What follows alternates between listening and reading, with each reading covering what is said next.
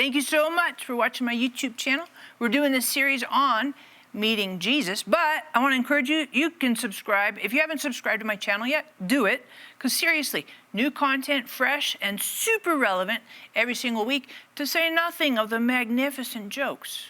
I know, you're like, that's really not why we watch. Hopefully not. Anyways, I want to continue this series on meeting Jesus, because this is really the first time we see interaction between Jesus and Peter. And I think Peter is great for us in our daily living. Last week we talked about Jesus in our day-to-day existence and sensing Jesus in our day-to-day routines and the stuff we do in our professions or school, whatever. But I want to talk a little bit today about this really interesting conversation between Jesus and Peter and what happened. Because when we meet Jesus in our day-to-day, the possibility for miracles goes up drastically and wonderfully so. And I would say this as well, when we are available, open to the idea of meeting Jesus in our day-to-day living, then really it's time to strap on the seatbelt and hold on for the ride, because that's what happened to Peter. So when Jesus is talking to Peter, after he's done talking to the whole crowd in Luke chapter 5, he tells Peter, hey, put your boat out and you're going to get a big catch of fish. That's kind of the cliff notes, spark notes if you're younger. So Peter says to Jesus, dude, Sarah version, we fished all night and we're super tired. But at your word, we'll do it. And I love what Peter does because, and I appreciate his honesty. He doesn't try to smoke and mirror, well, clearly you're a religious guy and you must be very connected with God. He doesn't do any of that. I like that he's just raw. Dude, we fished all night. We're stinking tired.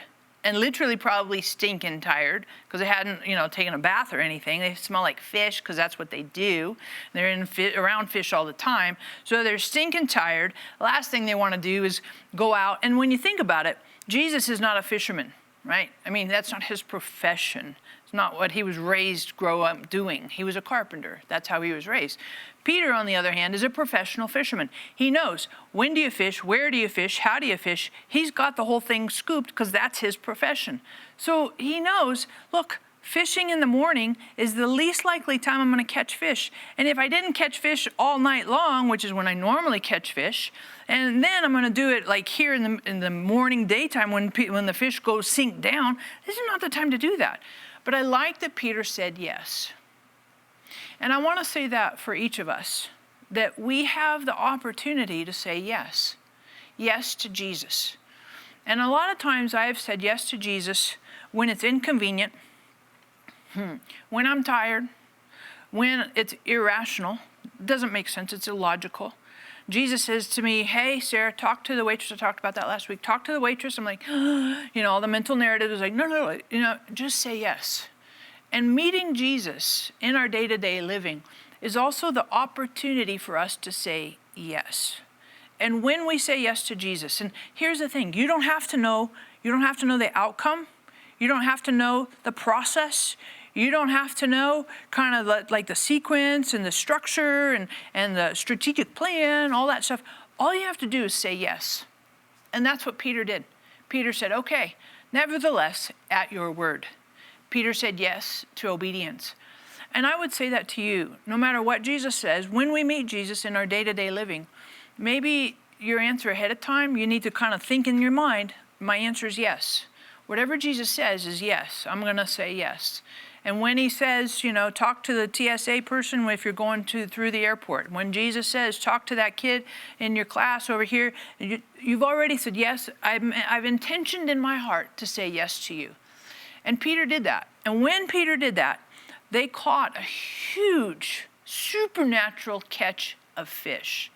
And I've found that sometimes when I say yes to Jesus, supernatural things happen. Sometimes when I say yes to Jesus, supernatural things don't happen. But it doesn't mean that I'm going to stop saying yes. I have determined ahead in my heart that I will say yes, whatever Jesus says in my day-to-day, in meeting Jesus day-to-day. Yes, I want to say yes to you. And you have a free will. And that's part of what genuine love does, is gives us a free will. You get to say yes, you get to say no. But I want to encourage you, and I'm encouraging myself in this, that we pre-answer yes.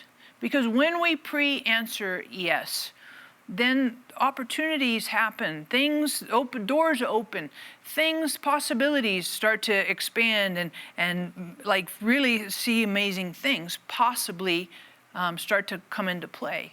So I just encourage you today that when we meet with Jesus in our day-to-day living, let your answer ahead of time be determined in your heart and your mind. Yes, I say yes to you, O Lord. Whatever you ask, I say yes. So thank you so much for watching. Love to get your feedback, comments, subscriptions. That'd be awesome. Hit the little button there to subscribe. Give me thumbs up, thumbs down. That'd be fantastic. And of course, we have these amazing jokes here at the end. What happens? What do you call it when a hen lays eggs on a roof? What do you get? You get egg rolls. I know. That was amazing, right? So next week will be so much better. Thanks again for watching.